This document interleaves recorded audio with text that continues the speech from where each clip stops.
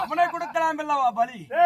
எப்படி என்றால் இந்த உலகத்திய நான் ஆழ்வாதற்கு என் முள்ளியாவா பலி கொடுக்கிறான். என் முள்ளியா பலி கொடுத்து